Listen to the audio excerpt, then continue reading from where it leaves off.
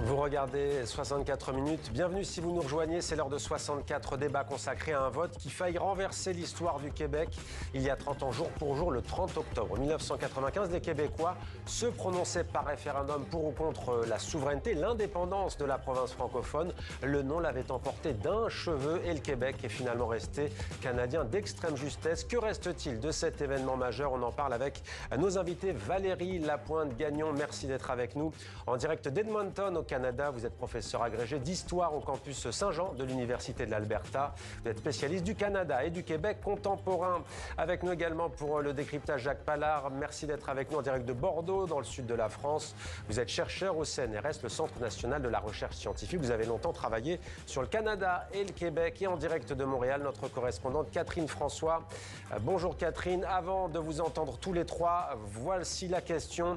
Acceptez-vous que le Québec devienne souverain après avoir offert formellement au Canada un nouveau partenariat économique et politique? On va la voir s'afficher cette phrase dans quelques instants, avec aussi des chiffres, vous allez le voir, spectaculaires. 50,58% pour le non, 49,42% pour le oui, et taux de participation à faire pâlir de nombreux pays, 93,52% des voix. Voilà pour son rappel historique. Catherine, une fois n'est pas coutume, je vais vous poser une question un peu personnelle, car aujourd'hui, l'histoire personnelle et la grande histoire se télescopent. Comme de nombreux Québécois, vous n'avez jamais oublié cette journée, Catherine? Effectivement, Mohamed, c'était inoubliable pour moi pour deux raisons. Tout d'abord parce que c'était la première fois que je votais au Canada. Je venais d'avoir ma citoyenneté canadienne puisque je suis d'origine française. Et puis également, c'était une grande soirée sur le plan professionnel puisque en tant que journaliste, moi, j'ai fait toute la soirée électorale de ce référendum ARDI, qui est le réseau de l'information de Radio-Canada. Alors, j'ai vécu en direct cette soirée qui était vraiment électrisante, le oui qui était en avance au début de la soirée, le non qui remontait tranquillement au fil de la soirée, pour finalement à ce qu'on arrive à 22h20, à ce que notre animateur Bernard de Rome annonce que le non remportait ce référendum. Donc vraiment quelque chose d'inoubliable, effectivement. Et on imagine, Catherine, la joie des uns, la tristesse des autres. Catherine, vous nous avez préparé un reportage sur cet anniversaire. Oui, alors l'idée un petit peu du reportage, c'était d'aller chercher les témoignages de deux Québécoises qui ont toutes les deux été au cœur de la campagne référendaire. Il y avait Louise Baudouin qui était dans le camp du oui, Lisa Froula qui était dans le camp du non, elle était même vice-présidente du comité du non. Et il faut savoir que ces deux femmes, ce sont des amies de longue date. Et pendant cette campagne référendaire, eh bien, elles ont décidé d'un commun accord de mettre leur amitié entre parenthèses parce qu'elles savaient que ça allait être très émotif, très intense, et que peut-être que si elles se parlaient pendant cette période-là, eh bien, leur amitié n'allait pas y survivre. Alors, elles ont été très, très sages, et maintenant, elles sont toujours amies, mais elles ont toujours des convictions très profondes, chacune dans leur camp. Alors, je vous propose d'écouter mon reportage. Ce lundi 30 octobre 1995, jour du référendum sur l'avenir du Québec, Lisa Froula et Louise Baudouin, des amies de longue date, ne pourront jamais l'oublier. Lisa militait pour sauver le Canada. Elle était vice-présidente du camp du non. Souvenir d'une période qui était très effervescente parce qu'on était dans l'action, émotive. On a passé aussi de l'inquiétude devant l'inconnu, peut-être. Et Louise était dans le camp du oui, en faveur de la souveraineté. Elle était ministre au sein du gouvernement du Parti québécois de Jacques Parizeau. Le résultat global, ça a bien commencé aux îles de la Madeleine, mais plus on avançait, plus on s'en venait vers Montréal, incluant Québec, d'ailleurs, la ville. C'était de plus en plus serré. Et puis, donc, il nous a manqué, 50 quelques mille votes. 54 000. Voilà, à la fin de la soirée. Que c'est l'option du non qui remportera ce référendum. Le non a donc remporté la mise. Une victoire à l'arraché pour le camp fédéraliste et une défaite crève-cœur pour le camp souverainiste, qui avait pourtant mis toutes les chances de son côté, avec la création d'une coalition entre plusieurs partis et la nomination du très populaire Lucien Bouchard au poste de négociateur de la séparation avec le gouvernement canadien, advenant la victoire du oui. Lundi, lorsque le Canada aura gagné, un gouvernement canadien mené par le premier ministre Jean Chrétien qui s'est impliqué de tout son poids dans la campagne référendaire. Il a notamment été organisé 3 jours avant le scrutin une vaste manifestation de Canadiens venus de partout au pays pour dire leur amour aux Québécois, ce que l'on a appelé le Love In, animé par Lisa Froula. L'événement a fait exploser les dépenses du camp du non, qui a déboursé 3 fois plus d'argent que les souverainistes. C'est vrai qu'on a été battus au fond par quoi? Par l'argent puis des votes ethniques. Le soir du 30 octobre, le premier ministre québécois Jacques Parizeau y fait allusion dans son discours de défaite. Il démissionne le lendemain. Je libérerai les postes de premier ministre. Dans les décennies qui suivent, la cause souverainiste est en sourdine, jusqu'à récemment, avec le retour en force du Parti québécois. Car le nouveau chef péquiste, Paul Saint-Pierre Plamondon, qui caracole en tête dans les intentions de vote des Québécois selon les sondages, promet de tenir un 3e référendum d'ici 2030 s'il remporte les élections législatives dans 1 an. C'est dans le mandat du Parti québécois et je m'y engage. Moi, je fais confiance là, que les bonnes décisions seront prises au bon moment en fonction du bien commun de l'ensemble des Québécois. La sagesse qu'on a eue il y a 30 ans, cette même sagesse publique, cette sagesse citoyenne, moi, j'y crois encore. Alors, je ne crois pas à un 3e référendum dans un avenir immédiat. Si Lisa dit qu'elle ne remontera pas sur le ring, Louise, elle, se dit prête à mener le combat de nouveau. Ça va très bien. Un reportage signé Catherine François. Catherine, restez avec nous. Je me tourne vers Valérie Lapointe-Gagnon. La question est simple. Quelle trace ce référendum a-t-il laissé dans l'histoire du Québec et du Canada? Oui, bien, de nombreuses traces. En fait, il y en a qui ont eu très peur à ce moment-là. Moi, je suis en Alberta. Maintenant, je pense aux francophones de l'Alberta qui souhaitaient pas, pour la majorité d'entre eux, que le Québec se sépare. Une autre trace aussi qui a été laissée, c'est l'absence maintenant des débats constitutionnels sur la scène nationale. Hein. Ce qui a mené au référendum de 95, ce sont des crises constitutionnelles successives. L'enjeu constitutionnel était partout. Les familles parlaient de ça autour de la table le soir. Et là, après le 2e échec référendaire, il y avait 2 voies possibles. Hein. Le plan A, d'ouvrir les négociations avec le Québec, d'essayer de faire en sorte que le Québec soit bien, puisse s'épanouir pleinement au sein de la Fédération canadienne, ou le plan B, le plan de la peur, la voie plus dure, et c'est vers cette option-là que le gouvernement de Jean Chrétien s'est tourné.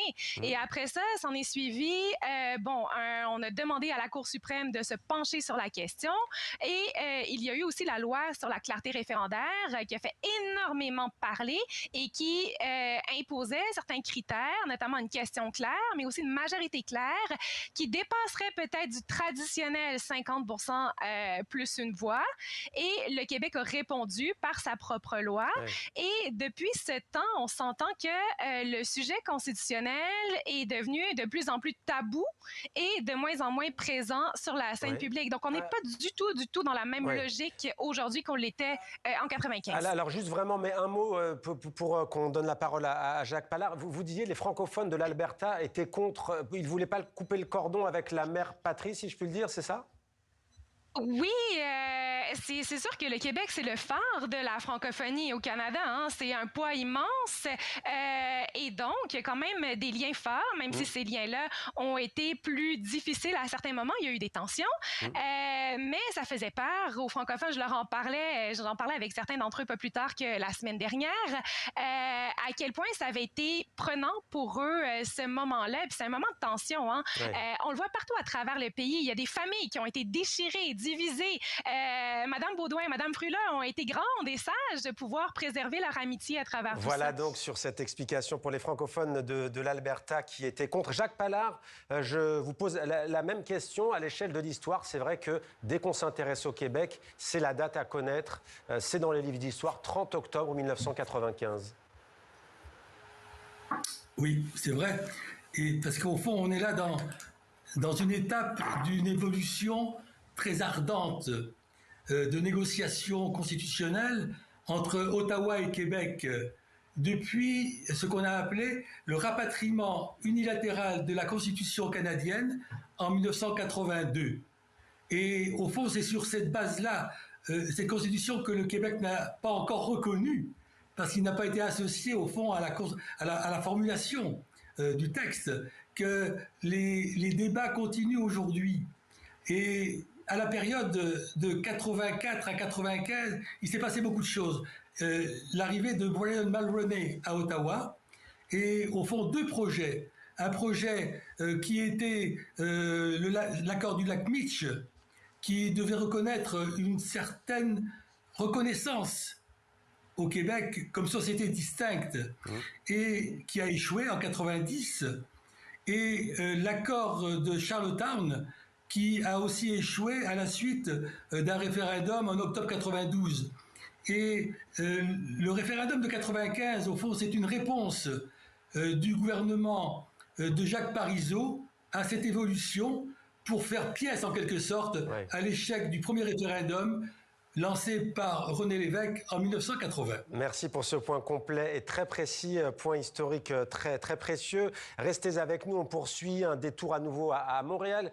Catherine, et si on organisait aujourd'hui un nouveau référendum sur la souveraineté du Québec, son indépendance, ça donnerait quoi ? Eh bien, Mohamed, selon les deux derniers sondages là, qui ont été rendus publics au cours des dernières semaines, eh bien, c'est encore l'option du non. Donc, un refus de la souveraineté du Québec qui remporterait la mise. Et là, on parle d'un rejet de la souveraineté à la hauteur de 60-65% des personnes interrogées. Donc, seulement un appui de 35-40% à la souveraineté du Québec.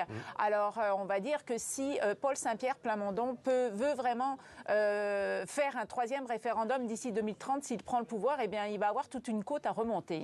Ouais, et comme vous le dites, une côte à remonter. Valérie Lapointe-Gagnon, vous l'avez dit tout à l'heure, de l'eau a coulé sous les ponts, le contexte n'est pas le même. Donald Trump et ses menaces d'annexion du Canada, on imagine que ça ne joue pas aujourd'hui en faveur du courant souverainiste québécois ? Non, pas du tout. Évidemment, ça fait peur. C'est plusieurs, les mentions de Donald Trump en faveur de l'annexion du Canada. Il y a un mouvement, même au Québec, où on se dit qu'on est plus fort unis que désunis pour faire front aux États-Unis. Les attaques constantes aussi sur l'économie du pays, ça fait naître des craintes et il y en a plusieurs qui militent pour un Canada uni. Mais on le voit en ce moment. On est dans une ère où certains extrêmes s'expriment. Je vous le mentionnais, je suis en Alberta. Il y a un Albertain sur 3 qui souhaiteraient la séparation du Canada et parmi plusieurs d'entre eux souhaiteraient s'annexer aux États-Unis. Donc, on s'entend qu'on est dans un contexte, puis c'est le propre des fédérations, où il y a plusieurs courants de pensée, plusieurs mouvances et c'est très difficile de maintenir le tout en place, de maintenir la colle qui fait le ciment, l'unité canadienne. Et Jacques Pallard, intéressant, effectivement, le Canada est un État fédéral, on le rappelle. En fait, le Québec a un gouvernement, il a un premier ministre, donc il y a quand même déjà une large autonomie, si l'on peut dire. Est-ce qu'il pourrait y avoir, entre l'indépendance totale, la souveraineté totale et ce qu'on connaît aujourd'hui, un entre-deux ? Un entre-deux de souveraineté-association, au fond. C'est aussi l'objet de la question même de 95. C'est au fond une sorte d'annonce d'une négociation. Acceptez-vous que le Québec devienne souverain après avoir offert formellement au Canada un nouveau partenariat économique et politique? Voilà, au fond, c'est une forme de... on se quitte et en même temps on reste un petit peu ensemble dans la perspective peut-être de la chanson de Charlebois en 92, Robert Charlebois, l'indépendant triste. L'indépendant triste, Robert Charlebois, grand chanteur québécois. Valérie Lapointe-Gagnon, regain chez les jeunes pour la souveraineté avec un nouvel élan indépendantiste. Cet été, un sondage a révélé que 56% des 18 à 34 ans se disaient favorables à l'indépendance. Pourquoi est-ce qu'on distingue un peu cette nuance? Pourquoi les jeunes penchent vers le souverainisme? Mais c'est assez nouveau comme phénomène, puis les sociologues vont devoir s'y pencher. Pendant longtemps, les études des sociologues montraient que c'était les jeunes qui portaient le projet de la souveraineté. Puis là, ça s'est calmé. Les jeunes ont été portés par d'autres projets. Sauver la planète, l'environnement. Il y a aussi des choses en ce moment qui se passent qui mettent un voile sur l'avenir des jeunes dans la crise du logement. Mais là, on voit, il y en a qui pensent que peut-être que le Québec souverain serait une place qui pourrait offrir plus d'opportunités à ces jeunes devant un monde en crise. Mais ça se manifeste pas. Madame François le mentionnait dans les sondages. On voit pas encore tout à fait ce vent-là se manifester. Puis, je lisais une étude qui vient de sortir de l'Institut de recherche sur les politiques publiques. Il y a 55% des gens qui pensent que le projet de souveraineté est dépassé au Québec. Et ça, c'est autant chez les jeunes que chez les plus âgés. Eh bien voilà. Et Jacques Pallard, une dernière question. Là, on nous reste très peu de temps. Je suis désolé, elle n'est pas facile. Est-ce qu'il y a une évolution sur l'ADN, si je puis dire, de ce souverainisme? Est-ce qu'il est plus de droite aujourd'hui et plus identitaire qu'il ne l'était il y a 30 ans? Est-ce qu'il y a 30 ans, il était plus progressiste, comme par exemple l'indépendantisme aujourd'hui qu'on voit en Écosse, avec une gauche en première ligne? Oui, peut-être que dans la ligne, au fond, de la Révolution tranquille des années 60-70, les projets étaient plus portés par une sorte de social-démocratie.